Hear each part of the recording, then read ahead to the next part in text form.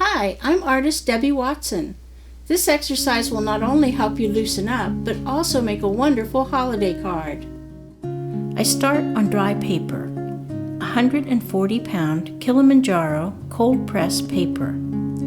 I didn't tape it down because I'll be working very wet and wanted the paper to be able to stretch without buckling.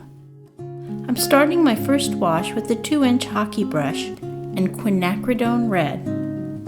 Using a big soft brush helps produce a smooth wash without any brush strokes showing, but you need to work fast and let your brush dance across the paper. I'm leaving the center of one poinsettia without red, as that will be the center of interest. Around the edges, I'm switching to a darker, cooler red, alizarin crimson. Making it darker at the edges helps frame the poinsettia within and makes it more interesting.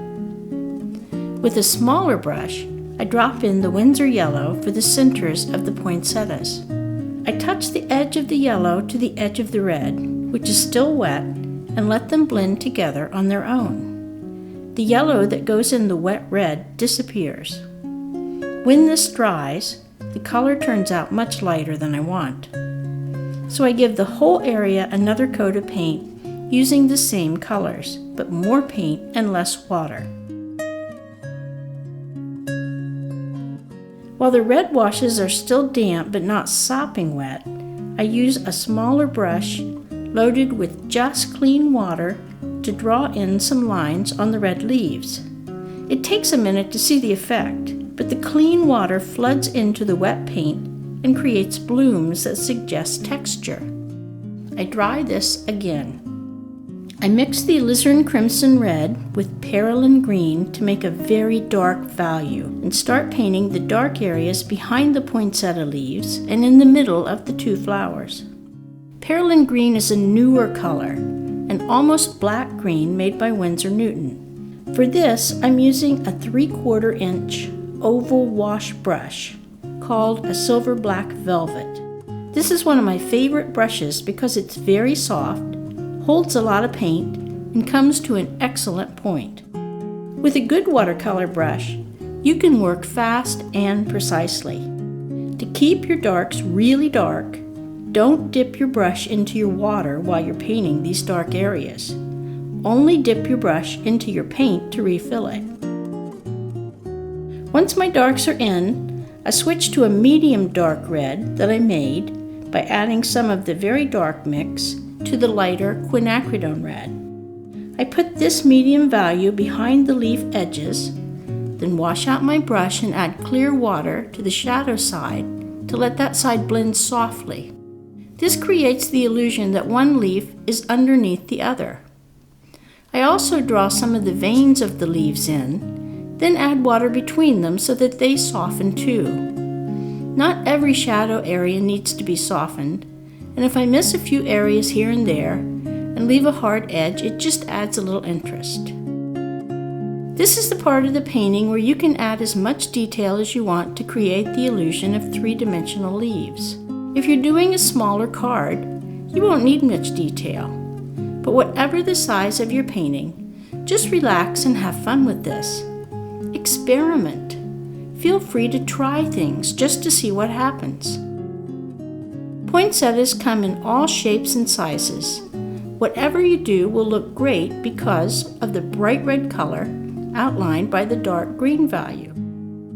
Whether you put in every vein in the leaves or just suggest a few shadows here and there, poinsettias are a good subject to let yourself go. I love detail, but I always start with big loose washes of color and slowly build up to realistic detail. Since the centers of these flowers are important, I mix the perylene green with the Winsor yellow to make a lighter green, and I use that to outline the round shapes in the very center. After a few last veins and shadows, I also add another coat of the bright quinacridone red to the stems and sides of the leaves closest to the center. This helps make my center of interest brighter and stronger.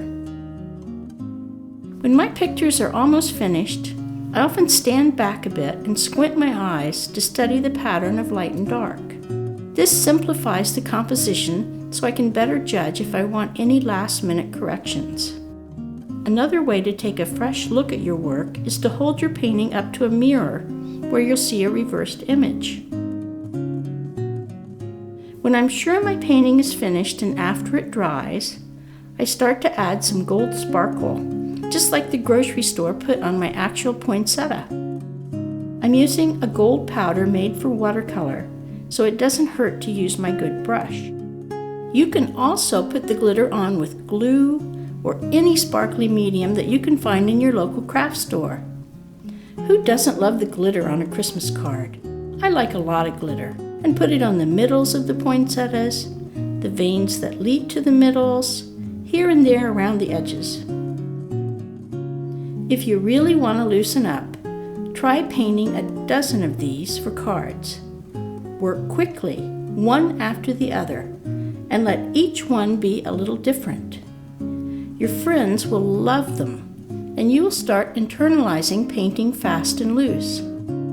It's so much fun to do that you'll find yourself doing more painting, and you'll just get better and better.